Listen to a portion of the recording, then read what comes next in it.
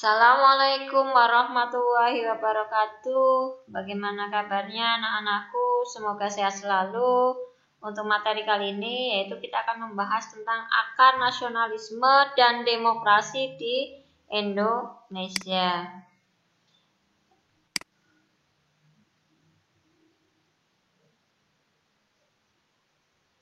Nasionalisme secara etimologi yaitu paham kebangsaan yang mengandung makna kesadaran dan semangat cinta tanah air, memiliki kebanggaan sebagai bangsa, memelihara kehormatan bangsa, memiliki rasa solidaritas terhadap masyarakat sebangsa dan setanah air.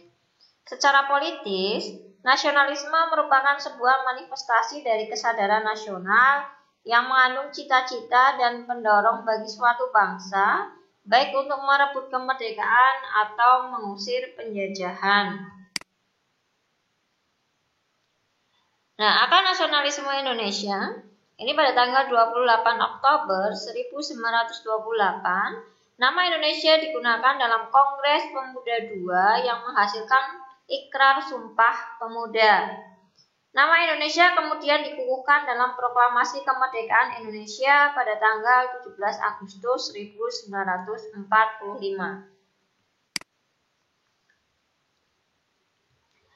Lahirnya berbagai gerakan kebangsaan. Ini yang pertama ada Serikat Dagang Islam. Ini terbentuk pada tahun 1911 dengan tujuannya untuk menghadapi persaingan dengan pedagang Tionghoa. Organisasi yang semula berlatar belakang kepentingan sosial ekonomi ini mengalami perkembangan pesat ketika dipimpin oleh Cokro Aminoto, kemudian berkembang menjadi organisasi politik dan diubah namanya menjadi Sarekat Islam (SI). Kemudian ada Indisi Partij.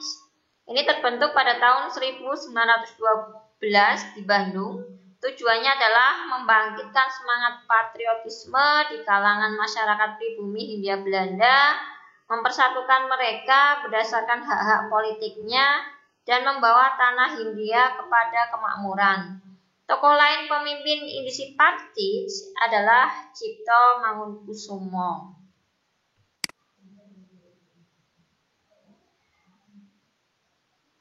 Kemudian perkembangan demokrasi Indonesia, ini ada demokrasi Indonesia pada awal kemerdekaan, kemudian demokrasi liberal, kemudian demokrasi terpimpin, kemudian demokrasi Pancasila masa Orde Baru, lalu demokrasi Indonesia masa reformasi. Nah, ini demokrasi di Indonesia pada awal kemerdekaan. Indonesia belum dapat mengatur sistem pemerintahannya dengan sempurna karena baru merdeka dan harus menghadapi sejumlah tantangan dan hambatan yang seringkali harus diakhiri dengan konflik senjata. Kemudian yang kedua ini demokrasi liberal. Ini kegagalan demokrasi liberal membuat Presiden Soekarno mengeluarkan Dekret 5 Juli 1959. Dekret tersebut menjadi pertanda dimulainya sistem demokrasi terpimpin.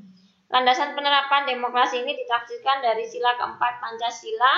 Dalam perkembangannya, pusat kekuasaan berada di tangan Presiden Soekarno dengan TNI AD dan Partai Komunis Indonesia sebagai pendukungnya. Kemudian demokrasi terpimpin di Indonesia. Pelaksanaan demokrasi terpimpin berdampak pada perekonomian Indonesia menjadi etatisme, yaitu sistem perekonomian yang kegiatannya diatur dan dikendalikan oleh pemerintah.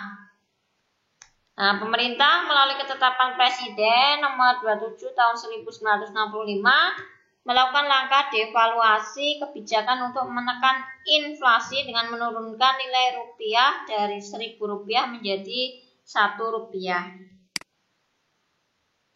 Kemudian demokrasi Pancasila masa Orde Baru. Pada perkembangannya sistem demokrasi Pancasila yang diterapkan pada masa pemerintahan Soeharto 1966 sampai 1998 membuat pembangunan fisik berjalan dengan baik. Hal ini karena pemerintah Orde Baru memfokuskan pembangunan pada sektor pertanian demi mewujudkan ketahanan pangan nasional. Selanjutnya, demokrasi Indonesia masa reformasi.